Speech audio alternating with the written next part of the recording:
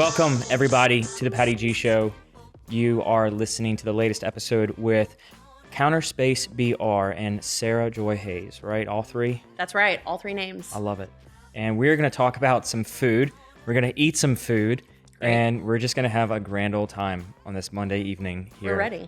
So for those that may not be aware, what is CounterspaceBR? So CounterspaceBR is a from-scratch bakery in the heart of Baton Rouge. We're located right behind Uncle Earl's. If you know Baton Rouge well, you know that funky wall by Jubin's. We're behind that wall. And we specialize in making kind of the thing that you know and love from your childhood, but adding a flavor element to it that makes it feel okay to just scarf as an adult, right? There's some treats like Dunkaroos, right? Like things that bring you back to nostalgia, but like, oh, I'm not going to eat a Dunkaroo. But you will eat a vanilla bean sprinkle cookie with frosting in the middle. Oh, gosh. Which is like basically a grown-up version of a Dunkaroo, right? So we try really hard as we expand, as we try new things, as we make new desserts. We try really, really hard to make sure we're adding in a flavor element that kind of just brings it to the next level. We do that with our salt, as you know, on our brownie cookie and our salted chocolate chip. We use tahini in a lot of things as opposed to peanut butter. Okay. So we're peanut free for allergy kids. It's a big deal. And so we found tahini is a really great substitute because it still has that nuttiness and the same texture without like, you know, almond butter can add like a graininess to things, and the tahini is just so smooth and delightful. So what is, because I'm not familiar with tahini, so what is tahini kind of like, what's the breakdown of it? So a lot of people, when they hear tahini, they think hummus because it's a main ingredient in hummus.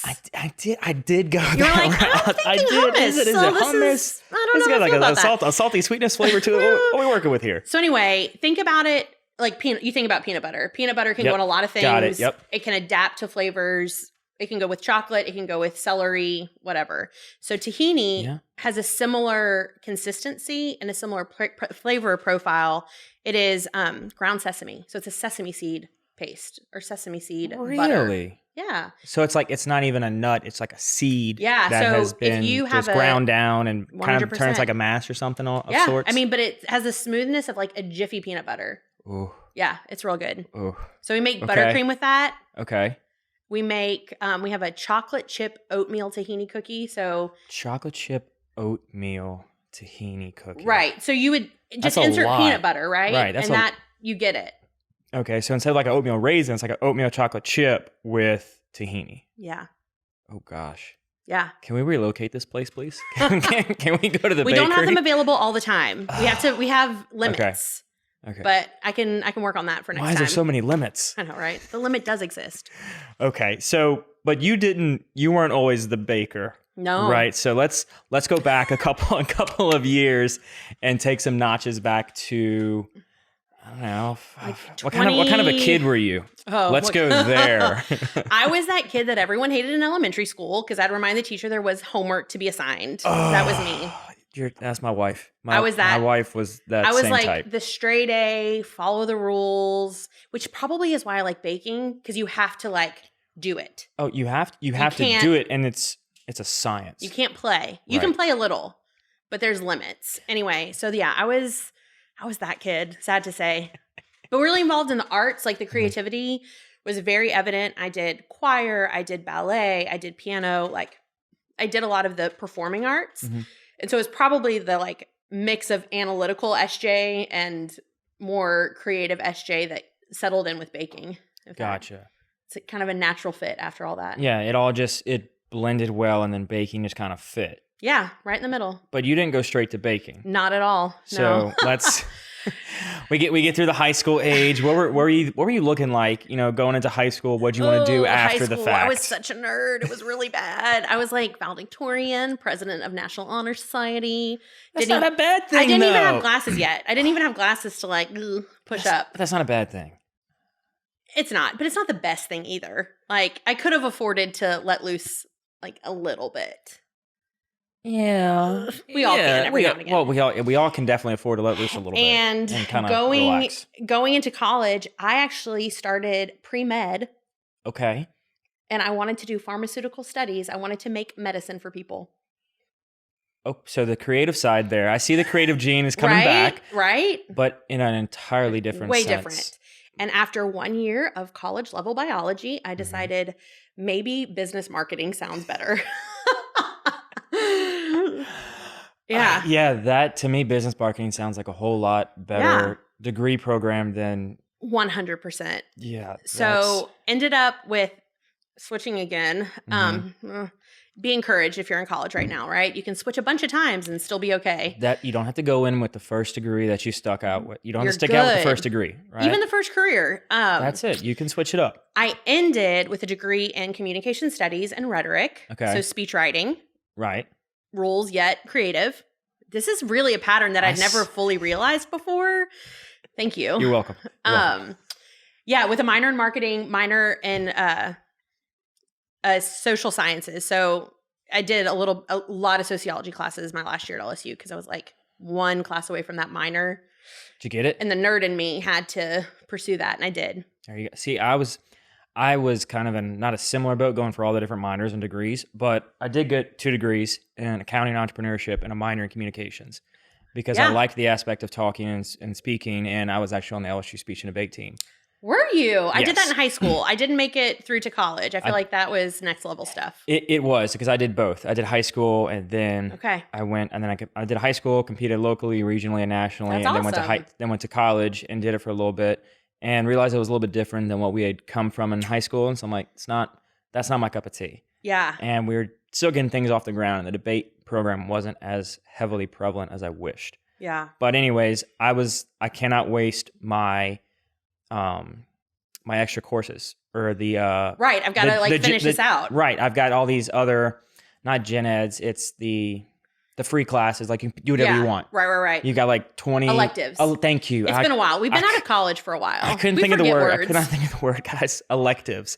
I had so many electives and business electives. And I said, okay, what can I do with this? And so then I went for the minor in entrepreneurship and a minor in communications. And then somehow the entrepreneurship department became a bigger thing at LSU, and they approached me and said, hey, you should get the paired degree instead of going get your master's in accounting. Lucky duck. When I was at LSU, they had one entrepreneurship class. I took it, and it was before the Stevenson Entrepreneurship School was a thing. Yep. And before a paired major was a thing. And I was also a senior or graduating when like the Comms X add-on was a thing. Yep. So you could make any degree a comms degree. And I was like, man, guys, I was a year too late on a lot of things. I was the first graduate with the paired degree in entrepreneurship. Me and Mary Catherine Emery were the 2 graduates that year. It's good to know you, sir. It was a lot of work went into getting that. Yeah. And they liked it because I was so eager. I was like, oh, I can get it. I can skip grad school and be done in 4 years with the 150 credit hours that I need to sit for the CPA exam.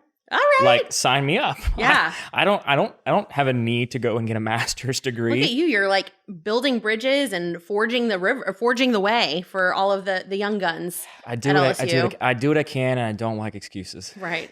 Oh gosh. Are you familiar with the Enneagram at all? No, I'm also not very into books. Okay, that's fair. So for the listeners out there. And for me. Right. So the Enneagram is essentially like the Myers-Briggs, but a little bit more. I'm familiar with Myers-Briggs. So it's a little bit more centered around what your motivations are. Okay. And what your fears are. Not so much. Myers-Briggs would be how you act out these internal like fears, drivers, whatever. Gotcha. If that makes sense. Yeah, it's more internally. 100%. Not necessarily how am I going to interact in a room, but what's going to get me up out of bed. Correct. So I'm an 8. They're 9 numbers. And is that a good spectrum? We don't know. But the 8 is the challenger. And it's one of those where you're going to be CEO. And people aren't going to like you. You're going to get ish done. But also you have a little bit of a heart. And like you use your... You're not on full 9. Actually, 9's a really passive one. It's a circle thing. Wait, what? We'll talk about that next time. Okay. Over more cookies. Yeah. Maybe we'll have me take it live. That'll be interesting. We can go so deep with this. That'll be interesting. Anyway, so the 8 is like, I'm going to push. I'm going to figure it out. I'm going to lead the way. Right. But also 8s are really good at propping up leaders. And that's what I've spent a lot of my career doing until going full-fledged with the bakery. Was like propping up the founder of this organization, propping up the founder of this organization, like helping forge a way, but like sending them down the path. And so it's been really interesting to now do that for myself, which I don't necessarily love. I mean, who doesn't love a microphone?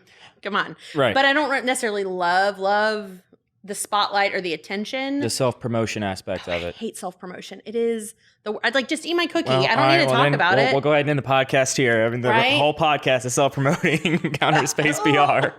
As I like cringe and like slip away. I'm like, no, I'm fine. But yeah, so and that's another like bigger aspect of the bakery. And if you come in, I want you to have the best experience you've ever had. I want you to have the best treat you've ever had. I want your mind to be blown with flavor. I want you to want to go talk about the bakery. Yeah. I want you to talk about the cookie you had or the cinnamon roll. They make a bombing cinnamon roll, guys. Like, it's true. Go get it if you haven't already, or if you have, you already know what I'm talking about.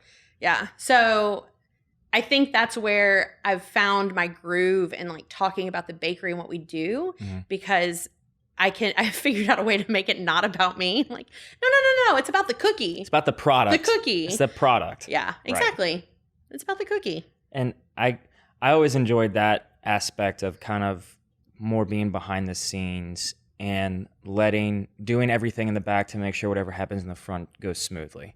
100%. It's what can I do to best make sure everyone else gets out there and succeeds? Well, and my career directly previous to managing the bakery full time and kind of taking over full day-to-day operations, I was the executive director of a nonprofit, but I worked my way up the ranks and was managing all of our conferences. Okay. And if what you described is like major conferencing, it's like I'm behind the scenes. I have the TikTok. I'm telling people where to go, when to be there. Yep. I'm yanking the mic. I'm showing the countdown clock. I'm cutting lunch short 5 minutes because we went 5 minutes long before lunch. And that I excelled at that like crazy.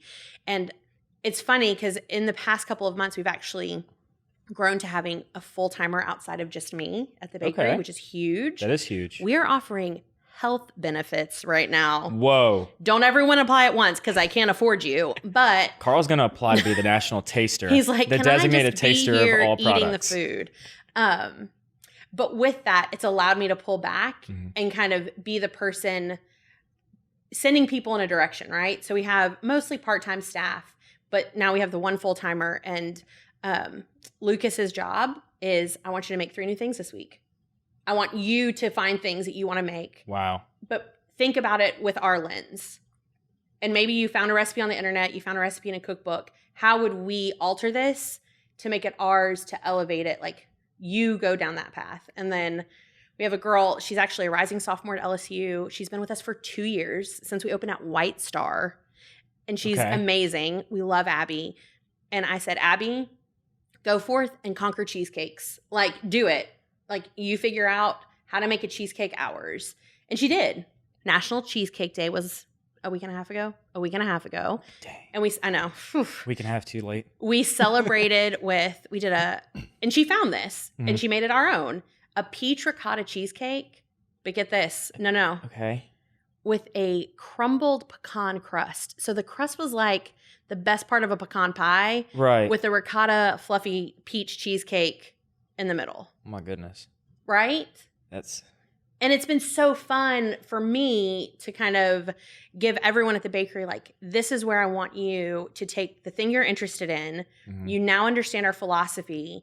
Go forth and conquer, and let's make something that's going to blow the socks off of Baton Rouge. Yeah. Well, and that's just, those are just all traits of being a good leader. Recognizing the talents and skills. Self-promotion. But it is. But you read all these leadership books, you read all these CEO books, how to best manage people, how to best run a business and treat people that they want to stick around, and you're doing everything they say to do. Yeah. Find out what they're good at and give them the room to run. Yeah. And say, no, I don't want you over here, doing something that you can do very well, but it's not what you love. Yeah, you're not going to get into the nitty-gritty of it. Right. And you're not going to go, oh, hey, by the way, here are 4 different new things in the category you told me to come up with because I just found one that blew me away and I wanted you to try it. Exactly. And it's been really fun. And so we're going down the path of ice cream right now, which has been, talk about bringing me back to that very tragic first year of chemistry and biology in college. But just learning the science behind ice cream and why certain recipes work and why certain flavors don't, and why sorbets taste more strawberry than strawberry ice cream. It's just mind-bending, truly. And I have 3 cookbooks, like nerdy cookbooks about ice cream. But I have one girl who's really into ice cream. And I was like, I got more cookbooks. Like, let's try some new bases. Let's figure out what works for us. Like, let's come up with a flavor list. Like, let's just make it ours. Right. And she's running down that path. And she's like, I've already got a list. I made it this weekend. Those are not paid hours, but I love you, Morgan. Thank you. You're only paid here. I hope you don't feel pressure to work outside of normal hours. Right. She's got health benefits, but Saturdays and Sundays were not necessary. Saturdays and Sundays are not necessary. Slow down. Yeah. Whew. But even then, you're giving them the incentive and just the vision that's like, okay, if I go out and do more, I'm going to be rewarded even more. 100%. I feel like I'm saying that a lot. 100%. It's like the emoji. I use that a lot, I guess. It'll be the tagline. Yeah. Hashtag 100%. 100%. But yeah, it's finding and helping motivate and making people want to come to work. I mean, I don't have people that show up late. I don't have people that call out. I don't have people that moan when I'm not there.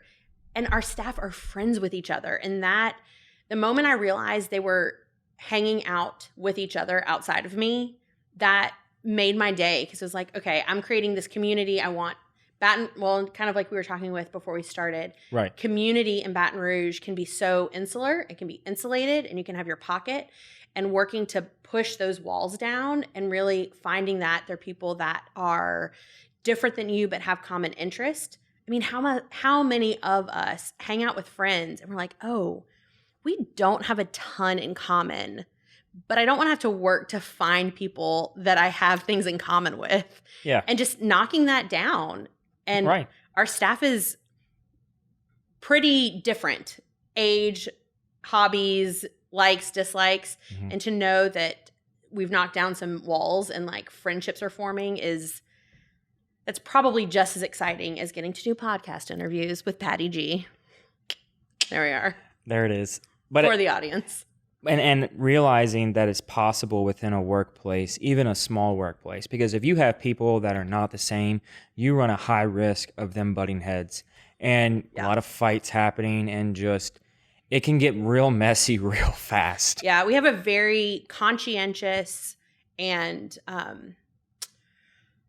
don't want to say just kind-hearted work staff, but we have a group that understands. And when I interview people, I only ask 4 or 5 questions. They probably leave thinking like, was that real? Like, did she not like me? Yeah. But really, at the end of the day, I want to understand, will you work hard? Will you figure out how to fix the things you screwed up? And are you going to treat every single person that walks into this bakery with the same dignity and respect that you would treat the person you admire most in the world? Yeah. And if we can hit those 3 notes, you can figure out how to make our chocolate chip cookies, right? Right. You can I can figure teach you out a recipe. Yes, I can teach you the technical skills for the most part that is necessary to get the job done, but I can't teach you to be a nice human being. Oh, and don't we need more of that right now? Yes, 100%. And R.I.P. humanity. right. But finding those and capturing them and saying, hey, you're here. I recognize that. I think that is the biggest thing for any boss, manager, employer, to just have the conversation with their employees that they say, look, I recognize what you're doing. I see it. Yeah. I love what you're doing. So what can I do to help you get better and do more of what you want to do? Yeah. And that conversation happens so often, especially with new hires, when they're texting me, double checking, did I do this right? Did I do this wrong? I said, you are doing great. You need to have the confidence that I have in you, because if you don't have that confidence, you're going to make me not have that confidence. Like, I hired you for a reason. Yeah. And I need to know that when I'm not at the bakery, you are remembering why we treat customers the way we do, how we treat customers, and what we're thinking about when we produce every last thing that goes on the counter. I'd rather you throw away a tray of chocolate chip cookies that look wrong than try to serve them. I'd rather you give the free thing to the mom who's coming in with 4 kids and she has a 20 and it's $21.50. Like give her the thing, right? We're not going to sit over here and don't cut the cookie in half. Right. And say, no, we can't sell you the whole cookie. Making sure that we are working to be a cornerstone in the community where people can come. I mean, I've made legitimate friends out of customers at the bakery to the point that my friend Corey, she had a really rough, I mean, who hasn't had a rough couple of years? But that's besides the point. Before 2020 hit, before March 13th when schools got closed down hit, she had a rough year in 2019 and she came to the bakery crying one day. And my girl Alexis texted me. She's like, hey, your friend Corey's here. I think she's having a bad day. You might want to check in on her. And I was like, oh, I don't even have her number. She said, wait, I thought she was your friend. I was like, I legitimately only know her through the bakery, but now I'm realizing I need to have her number. She goes, you are kidding me. When she comes in, I would have thought y'all known each other for 10 years. We're sorority sisters in college and X, Y, and Z. I was like, no. She just likes what we bake. Yeah. And we've created this space where if you're having your best day or your worst day, that's where you want to come because you're going to find something that makes it even better, right? If it's your best day, it makes it even better. It's a treat. If it's your worst day, you can at least say, well, I had a good cookie. Mm-hmm. If that's all I had today, I had a good cookie. I came home and enjoyed a delicious cookie that made me feel good on the inside. Yeah, exactly. Wow. Yeah. And I wish that, because I know there are so many more businesses in the area that have that same connection with their customers. And that's ultimately what I wanted to get accomplished with the podcast, was getting them out there so people could, they can't see you because the fence is still there, which we'll get to later. But anyways, but if they hear about you and they want to go out and seek you, because it may not even be because of whatever we're going to eat during the podcast. It could be just to meet you. Yeah. And meet your staff. And it's just so heartwarming when people come in there, and I know our customers well enough that I know if somebody's a first timer. I'm like, oh, how'd you find out about us? They're like, oh, we heard or read, or a friend or somebody brought us your cookies. And my favorite is when the moms bring their mom friends cookies after they've had a baby. Because it's like pandemic rules. All rules are off. You can eat whatever you want. Right, of course. Like you get to do whatever you want when you've just birthed a human. Right. But those are some of our best customers, right? Because they're like, oh man, just had a baby and my friend brought me your cookies and I'm a customer for life now. Yeah, you are. That's right. Yeah. I'll lock you in with these cookies right here. And then we'll bring you to the cinnamon rolls. And then before you know it, we're doing your kid's first birthday cake. And next thing you know, you're buying your whole office something and bring and share. We have a couple customers that are in multiple times a week. Like we have a farmer rep and he calls ahead. He's like, can you box up 13 dozen in 2 hours? Like, can I be there in 2 hours? I'm like, yes, Dave, we'll make it happen. We'll do that. Yeah. Okay. But before you kind of hinted at it a little bit with the conference, kind of back in managing all of that, before you came and created this really a gym in the community. Thank you. What was your technical job beforehand? Because I heard before we were talking, it was in DC, you were there once a month or something like that. So what was that actually involving? I was the first ever employee of a very, at the time, small trade association that worked in the data technology space, working to, this is where it gets nerdy, transform the federal government's reporting systems from documents to data. So, for example, okay. We're gonna give some good for examples. I got used to giving this this is the elevator speech. I got it because in the accounting world, working in the IRS, so imagine nightmare. A world in which you've had a beeper, you moved onto a cell phone. Well, you go to rural Texas, you're on a road trip, cell phone's not working that great. Okay. You go, might as well just start using a beeper again, and you go back to the beeper. So the federal government's still in the beeper stage because they think that cell phone service doesn't work great everywhere. So they're past Morse code, sending signals. We are past Morse code, right. Which is great to know. So I worked for the organization that was instrumental in passing the Data Act, the GREAT Act, which transformed the federal grant reporting process.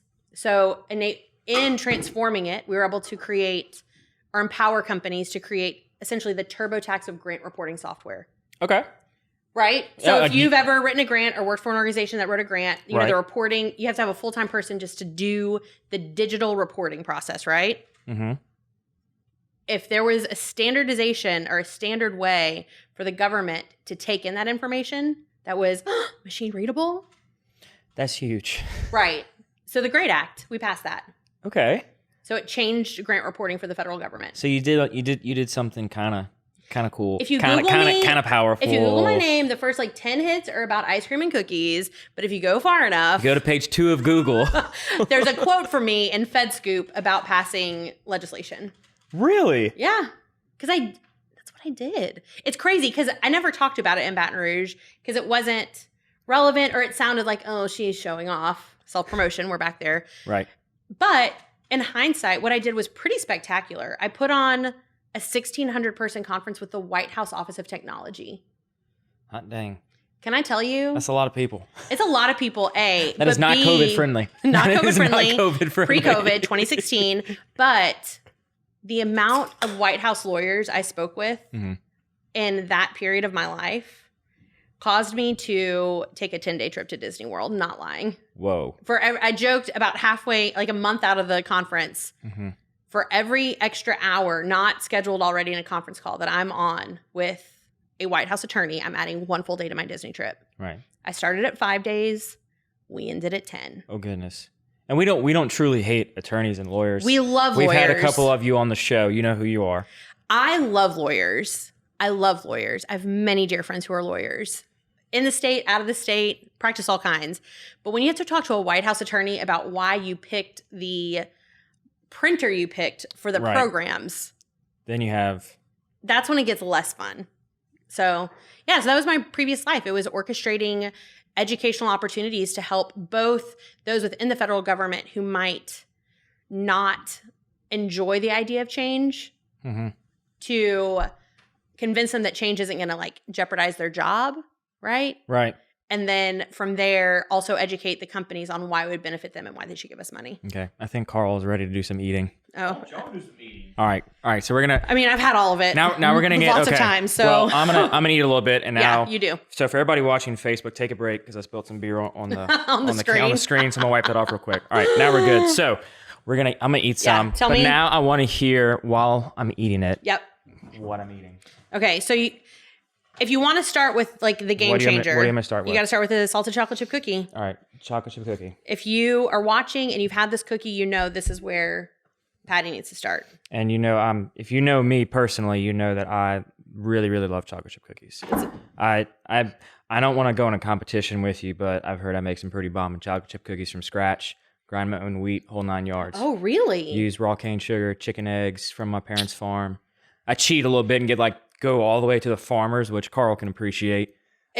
I respect that.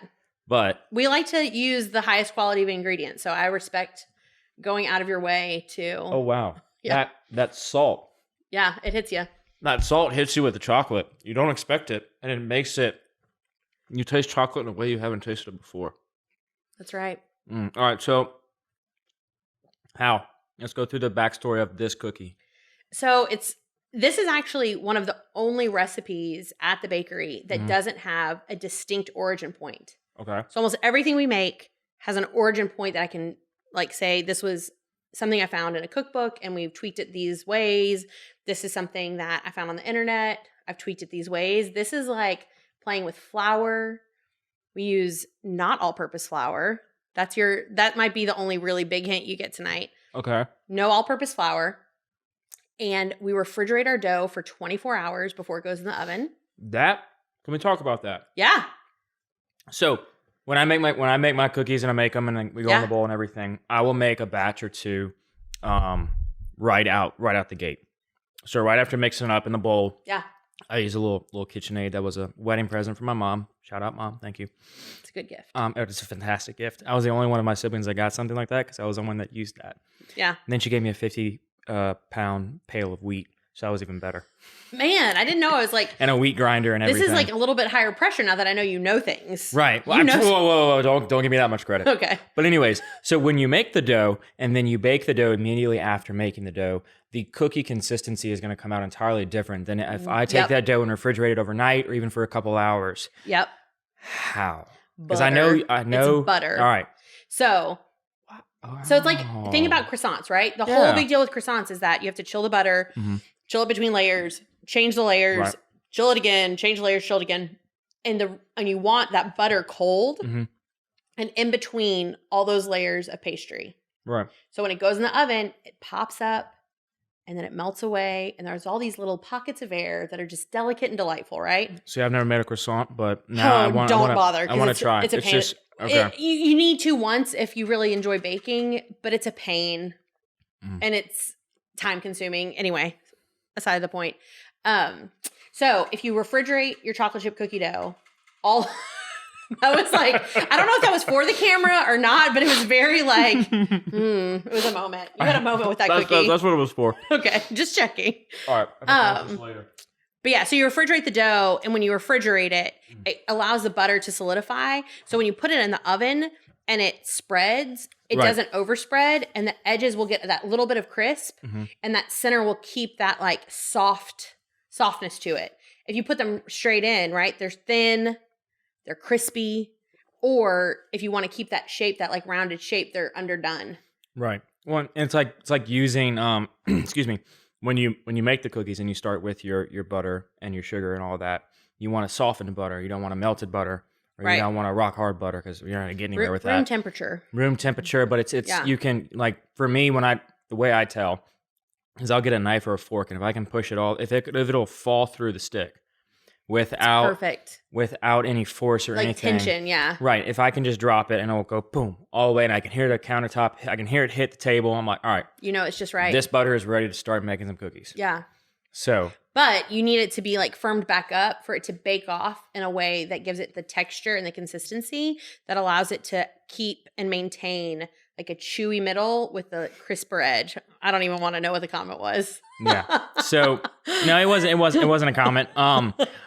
But so you go from this data point, creating this massive thing, getting to be well renowned on page 2 of Google. I mean, showing up on page 2 is pretty huge. Maybe 3. We're not sure anymore. But to then go from that to now creating this bakery where you're getting these cookies, you're getting all these different pastries that you're eating, that you're having people now talk to you on a podcast about this. How do you get there?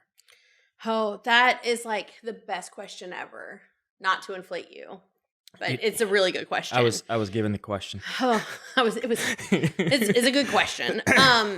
So a lot of things fed into this, and I am a firm believer that the Lord has orchestrated my life, and praise Jesus, no pun intended. Right. And a handful of different things happened that the timing was just impeccable. And I don't know if you've ever had things fall into place in your life where the timing was just like, you couldn't have forecasted it. And in some instances, you wouldn't have forecasted it because it wasn't right yet. And because you didn't know, sometimes you didn't even know about it.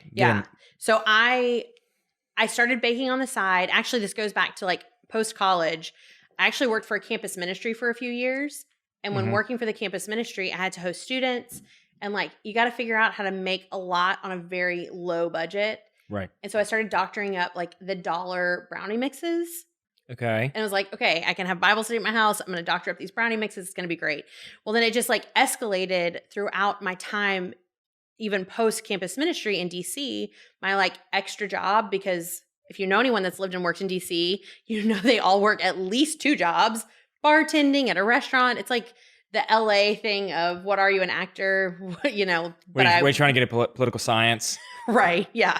They're bartending right now on Capitol Hill.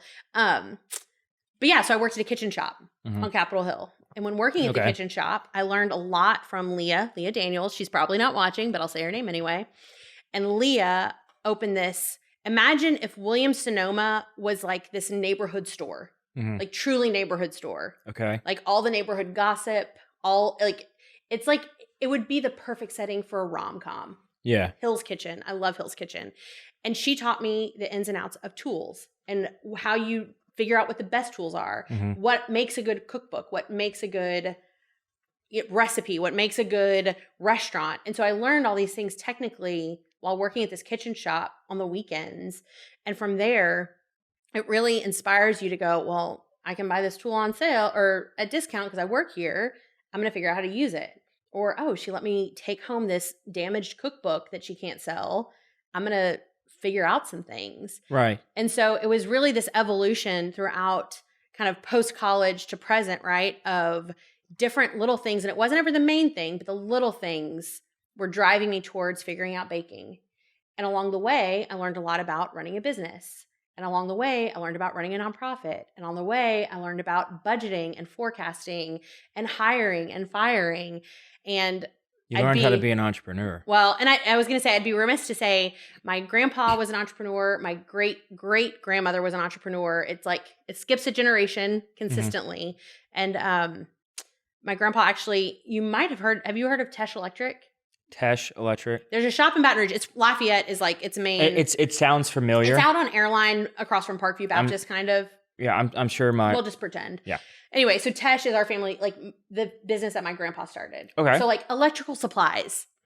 Not baking, but I learned from my grandpa that it's not scary to go out and start something from scratch. Right. And I've watched my dad and my uncles kind of carry that torch.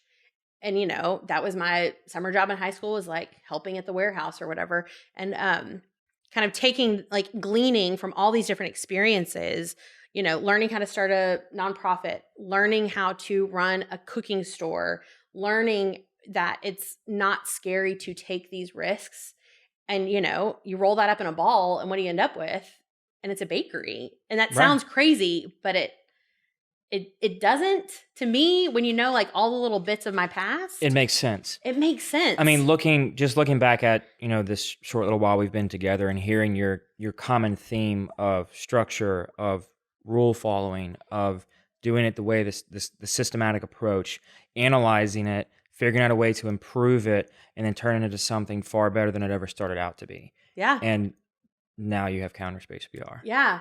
And it's funny, my boyfriend joked actually, and this made the Advocate article that came out recently, that I like to build the airplane while we're in the air, which maybe it's not always the best approach. It's not the best approach, but it's the approach that gets you going. It gets you through to making that next step, because you're not gridlocked. You're not locked into, oh, maybe this is kind of a good idea. Maybe this is something I should do one day. Yeah, I just don't. Okay, we're doing it. We're making it happen. And you know what? We're gonna get in the plane. And if the parachute doesn't happen, then it doesn't happen. So what's the next one I should try? You put me in the order. So we've done chocolate, so we're gonna do vanilla. We're gonna toggle back and forth a little. Okay. I want you to take a bite of the unicorn bar.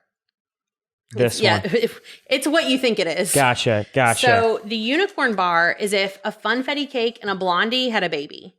Funfetti cake and a blondie had a baby. Yeah. All right. Oh, wow. Now that's funfetti.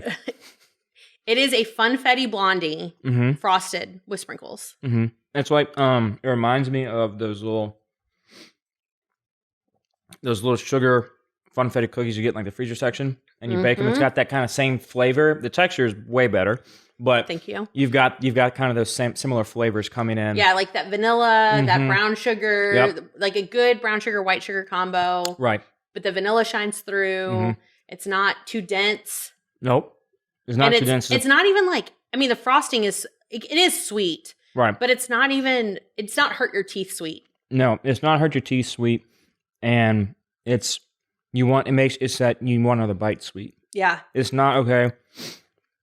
Like for example, some wedding cakes you can get, and you can take like 2 bites of the wedding cake and you're done. That's where this was. I don't want to put it down. You want to keep going. But you have a lot to taste. That's why after the cookie, I was all right. I can't eat the whole thing. I gotta take some taste and kind of pace myself with this. Yeah. You can't go too deep too fast. Okay, but the name. How did you come about getting the name CounterspaceBR? So this was literally sitting at my house with 2 girlfriends going, this is the sort of business I want to have. And originally my business model was doing in-home cooking classes to enable and equip people to entertain better. Gotcha. And wanting to create, empower people, right? Kind of what, if your concept as well, right? I want to empower people to grow their business, to reach their audience, to make connections. Right. How many times, pre-pandemic, how many times if you wanted to get together with somebody, let's go to happy hour? Yeah. Versus come over, I'm going to make some cocktails. Yeah, you're true. It's where where can we go to mutual ground to enjoy ourselves? It was never, hey, come over because COVID and let's sit on our driveway and share some wine. Yeah. And by the way, I'm a bike there. And so that was never beforehand. Instantly drawing in. Beforehand, having me and my wife get on a bike with a backpack cooler and ride down to my neighbors, it would have taken a lot. Yeah. Because we were always so busy doing different things, going to different places, meeting with different people in the evenings. We just didn't have time. Yeah. And now it's to the point where we're forced to slow down. Yep. And I feel like I've had this conversation with just about everybody that's come on since COVID is, what are you realizing is happening more and more? And they said, we're learning what's more important in life.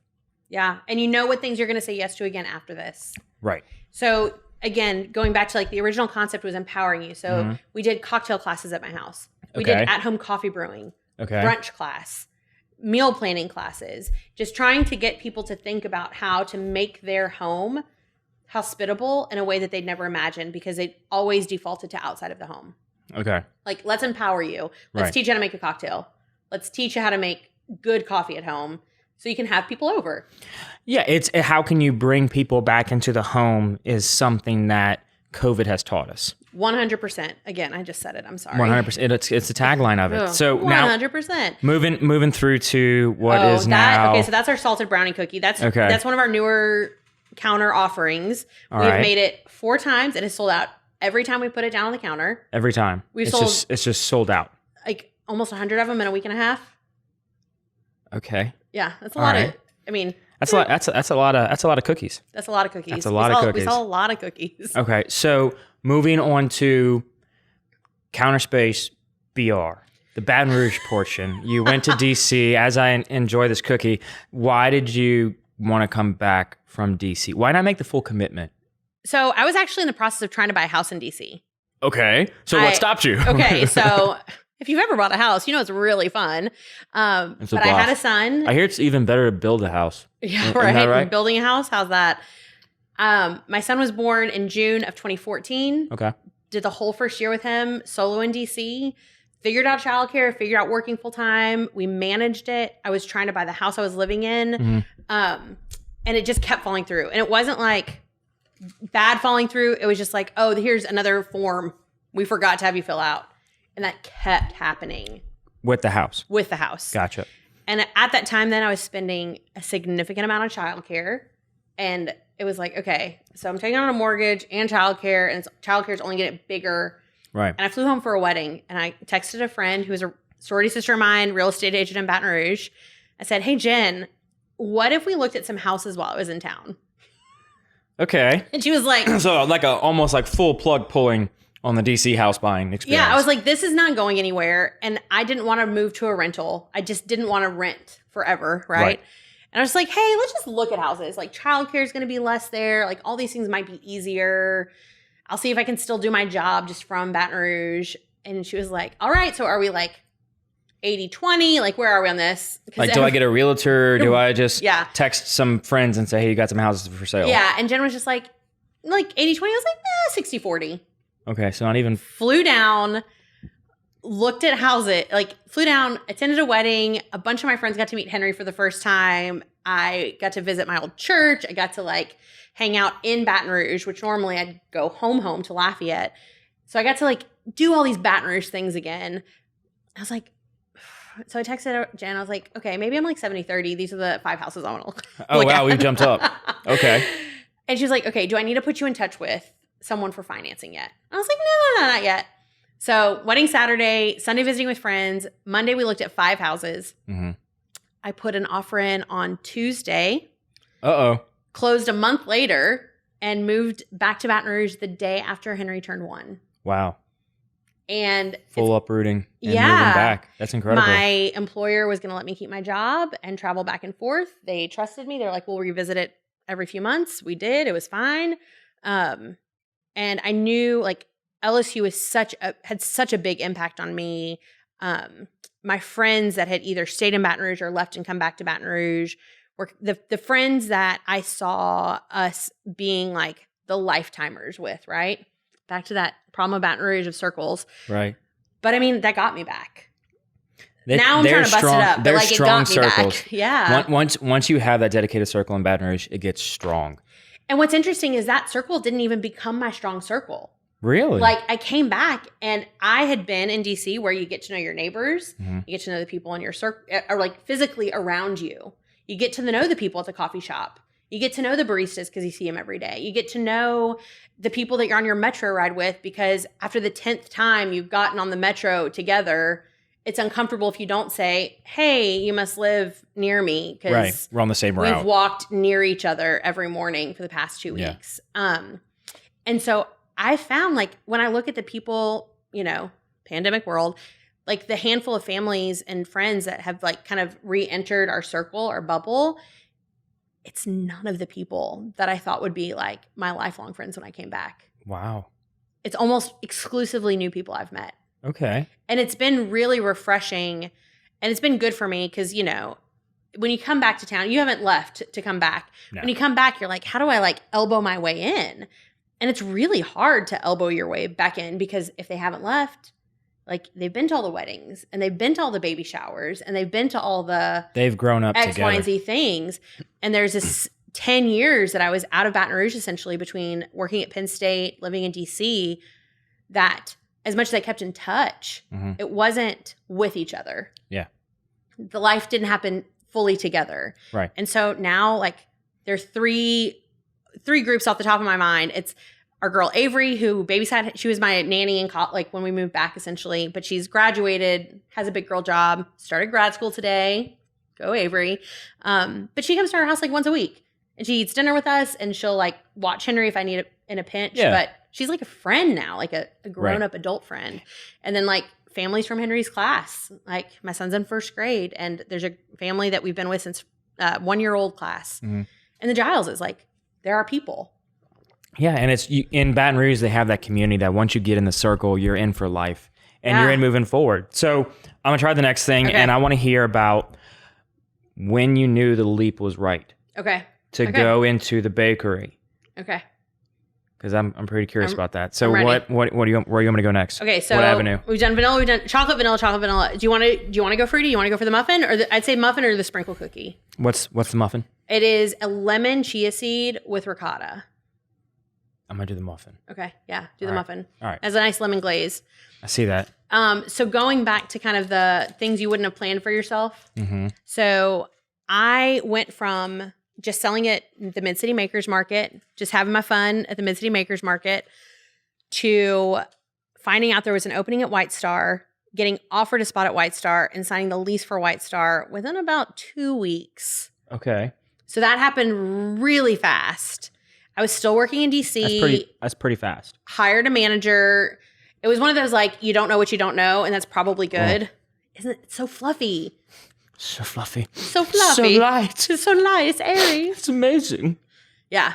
It has Greek yogurt in it, ricotta, lemon, and the chia seed's really nice because you always think of lemon poppy seed. The chia seed's nice because it actually maintains a little crunch. It does. You still get that crunch with the chia seed. You're and with lemon poppy seed, like you wouldn't know. Right. It blends in. You don't even really taste it. So 2 weeks, you've got the White Star Market lease. Hire out a bunch of staff. Right. Take 2 days off my job to like set it up. Right. Literally took 2 days off, set it up. I was like, okay, guys, good luck. Oh my. So there was like no running of the operations or anything? Text me. I helped do the schedule sometimes. Okay. If people had to call out on a Friday or Saturday night, I would work. But I was still working full time, traveling to DC once a month. My boss knew what I was doing. Our board knew what I was doing. And then my boss all of a sudden says, hey, I want to resign. He started the organization. He was like, it's time for me to move on. Oh my. You've been holding he's like, you're really the reason we're here. You're the reason we've moved forward. You're the reason we've grown. Like, I want you to be my replacement. Well, the board of directors had a different idea. They're like, hey, we got to interview people. And I was like, great, let's interview people. Just tell me what to do. My boss stepped down. I was the interim executive director. I was helping interview. And this is where the story gets a little dark. I was helping interview. I was interviewed. I knew I wasn't their final choice. And I was okay with that. I was like, I'll just go back to being chief of staff. It's going to be great. And then... So never in your throughout this process, I don't want to cut you off, but I do want to ask this. Never in your process was it, I'm a default to the bakery? No. Okay, go ahead.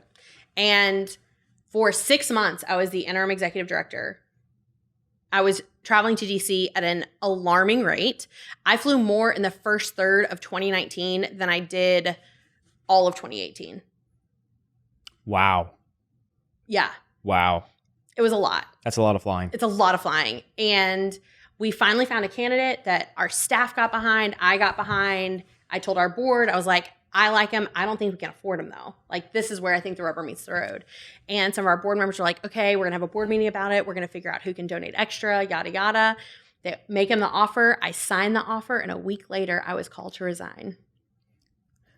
Oh, so they were like, oh, we know where we can find the cash. Yeah. The girl that's not here in DC. Yeah.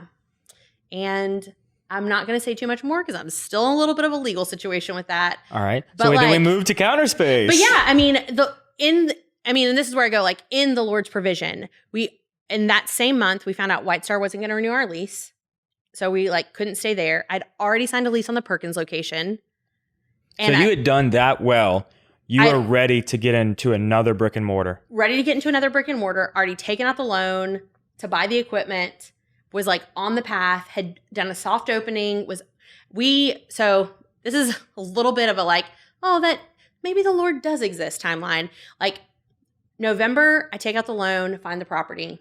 Couldn't do anything with the property yet because I was working full time as the interim executive director of a really big organization. Right. In January, we finally get the inspections done and all that, got it up to code. February is we can do a soft open. The first week of March, I was emailing with White Star because I hadn't been served a lease yet. And I knew I was due one. And they were like, oh, well, we're not going to renew you. And that was more than slightly devastating. And that's two blows.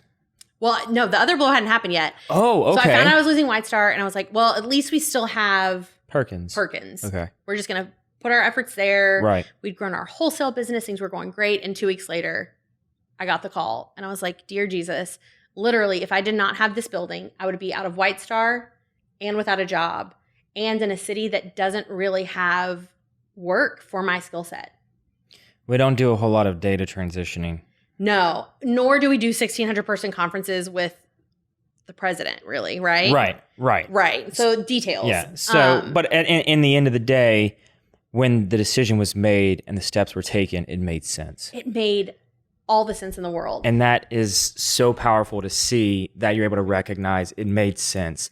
And now I'm able to transition. And now it's grown to something that's truly incredible. Yeah. And it was a rough year. I mean, I, in a dreamland, was oh, in 3 years, I'll step back from the coalition. I'll work at the bakery full time. It can be my dream. I'll get through my son's high school career and then it can be my retirement and I'll just sell the business and we'll live in a fairyland with unicorn bars. And it didn't happen that way. But because of all of these different pockets of experience, I was driven to be able to handle it and do it. Yes. You had the skill set up and enabled where it just made sense and the flow went through. It worked. So, and I want to move on to the brownie, but I want to, you're but this brownie's been staring at me. It's been looking at me. That was really heavy, but we're going to go there. Right. It's very heavy. We're going to the brighter side of things. Yeah, we're going to bring it up. But while I do this and enjoy this brownie, I want to hear 3 lessons that you've kind of gathered along your way throughout your very so unique journey. Very unique. To get you to some place that you now have brownies. Yeah, I think the biggest overarching lesson is trust the process. It's going to work out. Mm-hmm. And this is where I have a real rub with hustle culture and you got to hustle, you got to do it. You're going to get rewarded. You got to do it. Cause there are a lot of people that work really hard and don't make it past a certain level in their career. And that's a whole other podcast topic. That's a whole other podcast topic. But trust the process, mm-hmm. be diligent to your specific calling. Mm-hmm. I don't have to be everything to all people. Mm-hmm. I don't have to make every dessert under the moon, but I have to do what I do well. Mm-hmm. I have to show up every day. And I have to be diligent to what's in front of me. Right. And I think it's really easy, especially how many things can you bake? 8 million. There's how many baking cookbooks? There's how many cookies? There's how many flavor combinations? It's everywhere. It's infinite. It's everywhere. And so it's funny because in my lower points, I see myself flying towards these way off tangents, right? And trying to I'm going to go down this path or I'm going to run down this path and not. I'm going to go do these so many different things. Crazy things. Right. And it's no, I need to be diligent to what's in front of me. Mm-hmm. And that I've seen myself kind of take hold of that idea even more so in the past year. And if the pandemic had happened a year ago when I was kind of going through these way harder things, it would have been game over. I would have been like selling my house, like I'll just go get a desk job somewhere, whatever. But it happened after I'd been through a year of figuring out how to make it work, how to make decisions financially, better decisions financially, how to conserve, how to reallocate resources. And we pivoted with the pandemic, and we pivoted hard. We went from offering a counter full of things to the 6 things that we knew everyone wanted. And you have to. And we sold all of those 6 things a lot because people wanted comfort. They wanted to support local businesses, and they wanted to ensure that the places they loved would still be there on the other side. And we benefited from that immensely, almost to the point of like some amount of survivor's guilt, but like we were truly blessed in this season. And I mean, it's dropped off post Mother's Day. It happens, to be expected. Right. But like we've worked really hard with local businesses. Like for Mother's Day, we did brunch in a box, which I wanted more people to get the joke. Not everyone did because not everyone gets humor. But if you get it, you got it. And it was a quiche, biscuits, cookies, and then this is the real kicker. We got Fred's orange juice in like quart containers. So you got brunch for Mother's Day. Nice. And you could add on flowers from a local florist. Right. And you could add on at-home spa treatments from Sugar and Bronzer, a local salon. So you just teamed up and did local all the way through. And then we did it for Father's Day. And it was Red Stick Spice, Spice Blends for grilling, and Mercer Supply Company, a gift card for a shave. I love it. Right? I love it. And for Father's Day, we went way simpler. We did sausage biscuits with Iverstein Ooh. and ice cream sandwiches. Oh. That was the weekend we premiered our ice cream sandwiches. We sold 200 ice cream sandwiches that weekend. Jeezums. Yeah. Between Father's Day and then we participated in an international bake sale called Bakers Against Racism. Mm-hmm. Founded by a woman of color in DC, a pastry chef in DC. She was like, hey guys, let's do a bake sale. Let's raise some money for local causes. Like right. we're in the country is upset and disrupted right now. How do we as bakers channel that? Yeah. And I was like, you take the lead. Like I will follow you. And it ended up, I was one of the first people to sign up just because I know who this baker was and I followed her. So when she announced it, I was like, yeah, I'm in. Yeah, she's from your old local area. 2,400 people internationally participated, raising $2 million and counting. People are still doing one-off. And we've actually committed at the bakery to give $100 a month to Rachel Cargill's foundation, which is a foundation that supplies access to counseling for women of color. No, and I mean, we all need counseling, right? We all need a therapist. Yeah. I'm a big proponent. I've benefited from free therapy before. And I was like, okay, this isn't just like performative. This is something I care about. Like I care about access to therapy. And this is a way we as the bakery can give back. Yeah. And so that weekend and since ice cream sandwich purchases have gone towards supporting that effort. So that's incredible. And I love what you're doing, not only in the community, but now internationally, and helping the people in the ways that you have the ability to do so is huge. Yeah. And like staying in your lane. And I think that was one thing that was hard for people to wrestle with during more of the like unrest that was occurring is like, I love this person or I love this brand. Like, why are they going, like, not only speaking out on things that I love, but why are they straying from their brand? Like, I like, fill in the blank. I like tacos or I like burgers. Why are we going down here? But realizing like there was a space for me to be baking and pointing it towards this need for racial justice. Yeah. And like narrowing it down and going, hey guys, not only am I going to stay in my lane, I'm going to stay in my lane and do it alongside 2,400 other people. Yeah. And do it for a good cause. And that's staying in your lane, but finding a way to help people is so crucial to not only a community from a business standpoint, but also from a community standpoint. So the follow-up to that, it's sustainable and it grows your business more so than you can ever imagine. Yeah. And I mean, being involved and giving back in your own way that's unique to you. And I struggle a lot with the idea of like white saviorism and not wanting to be this, I'm so amazing. I sold things and I'm giving money. Right. But like, that's why I picked an organization and an idea that I personally cared about and I had benefited from. It kind of brought me to a place where it wasn't, I'm giving this down to you, but like elevating, like, this is where I've benefited. I want to make sure these women have the same benefit. We're all on the same team. Yeah. And we're all going to build each other up. Yeah. There's no all-star here. We're all on this. We're all either on the court or all on the bench. Yeah. One way about it, we're all together. And it's been amazing. I mean, it's really forced me to open my eyes to what bakers I'm following, what trends I'm following, and being mindful. And it was so refreshing to see my feed was already full of a lot of diversity, but it also pointed me to people that I didn't know about and encouraged me to even broaden my horizons more. And so as much as unrest and civil issues are hard to wrestle with, we can only be better for it. And hopefully this isn't something that fades away with, COVID. The end of COVID. Yeah. So on that note of helping people and bringing it all back together, I've got one thing left and I've got one question left. Okay.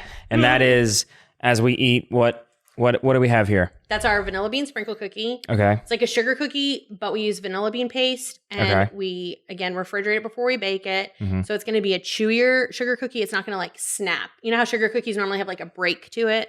It's got a bend to it. Yeah. It's going to have a little small ply to it. Right. Yeah. So within the final context of the question of the show is, what can I do to help you? Honestly, build up Baton Rouge. Like, you're doing the thing, right? If we are all striving to make Baton Rouge better, it's only going to help the small businesses and the people who've committed to Baton Rouge. I joke oftentimes that Baton Rouge likes to rise to mediocrity. Okay. How many great things have come and left Baton Rouge already? How many great things have failed during the pandemic? How many great things, or how many times do we go to a different city and go, oh, if only Baton Rouge had this? Or how many times do we go to something that's awesome, finally in Baton Rouge, you go, oh, I don't even feel like I'm in Baton Rouge. Like, let's make Baton Rouge that. You don't need to go anywhere for it. We don't need to make Baton Rouge more like Austin. We don't need to make Baton Rouge more like Lafayette or New Orleans or Nashville or wherever. Insert city here. Yeah. Yeah. We need Baton Rouge to offer up the best of the best and figure out how to retain the people that are leaving. And I mean, if I didn't have a kid, if I didn't need childcare to be less expensive, I don't know that I would have ended up back here as soon as I did. Mm-hmm. But like, there are some perks to Baton Rouge. There is some level of affordability, and there is a group of people, you included, right, that are really striving to make Baton Rouge a community and not just a place to be where I graduated. Like, where'd you graduate from? Talking about high school, right? Like, I was homeschooled. Shut up. I homeschooled for a really long time. No way. We are the two most normal homeschoolers you will ever meet in your life. And we're not bashing homeschoolers. We're just speaking truth. Yeah. Right. I have a lot of theories, but that's another episode. Another episode. Yeah, I homeschooled 3rd through 9th grade. I was 4th through high school. Yeah. All the way to college. There you go. Oh, and that's a dog. There's a puppy. Anyways. But yeah, so creating community around not just these things or markers that were out of your control, such as where you went to high school or what neighborhood you grew up in, but rather creating community around shared interests, the desire to make Baton Rouge better, the desire for sidewalks. Hell, I wouldn't give for more sidewalks in Baton Rouge. Or biking lanes. Biking. I don't own a bike yet, and they all went away. I go down Clay Cut, and people look at me like you're crazy, and my wife like I'm crazy, and I just point to the road where they have a bike painted on the road. It's for me to ride on. Exactly. Yeah. No, I would love to see Baton Rouge become more walkable. Mm-hmm. I would love for us to be united around interest, culture, art, community, and not Dunham, Catholic, St. Joseph's, Baton Rouge High, now Liberty High, like neighborhood, right? Like, let's find things that we actually have in common, and let's actually work towards bigger goals and not just be satisfied with comfort. And I think coronavirus plus racial injustice has created a level of discomfort that I'm not mad about. It's forced us to see the holes in our systems. It's forced us to see the holes in our own ideologies. And it's going to force us to reckon with them when we go back to whatever normal will be. Yeah. So, and it's opening a conversation. Yeah. So I'm going to do what I can every episode. Yeah. But like I said, you're doing it. You're doing the thing. And it's people investing in community, making it a priority. That is only going to benefit the small businesses, the makers, the local people. And that's going to be what incentivize people to either come back or stay. Yeah. Make us attractive and make it so in college, people can't wait to graduate or even while still at a university here or not college and say, I want to get involved in my community now. Yeah. Rather than having the conversation of, oh, where are you going once you graduate? It's, oh, who are you working for once you graduate? You know, who are you going or in the community? What business are you starting? What business? Hey, yes, entrepreneurship plug. Yeah. What business are you starting? So I'm going to do what I can for whatever small part that may be of just showing that, hey, Baton Rouge is on the map and we're not going anywhere. We're here. We're only going to get better. We're only going to get better. There's only room to go up. And That's I don't it. say that in a mean way or a condescending way, but I say that in the I've lived in the big city. Mm-hmm. I've seen the ways that Baton Rouge has these attractive things. And sure, there's DC, and DC's great, and they have a Subway, and they have coffee shops every corner. But Baton Rouge could be what we dream about as the best things in these big cities. Right. So thank you very much for coming on the show. Yeah, thank you. I appreciate all the goodies. One of everything. There's one of everything. And gosh, you should have emailed me and said, hey, I'm bringing food because I wouldn't have eaten dinner. I can't come without. If the cookie lady comes without cookies, that just looks bad. This is true. Yeah. But I truly do thank what you're doing in the community, and I thank you for that. And for everybody listening or watching, make sure you go check out CounterspaceBR. If you're in the community or you want a place that's worth the drive, go out to CounterspaceBR right there on Perkins, right behind Uncle Earl's. Behind the wall. Behind the wall. And just support your local communities. You know, we all can benefit when we support local. I know that just as well as everybody else that's consuming this knows that. So thank you, Sarah, for coming on. Yeah, thank you. I really appreciate it. And I appreciate y'all listening and watching. Y'all make all of this possible by just showing your support for local. And I thank you for that. So thank y'all again. And you have now just enjoyed the latest episode of the Patty G Show here with CounterspaceBR. I'm your host, Patty G, signing off with Sarah from CounterspaceBR. Y'all all have a great night. Thanks.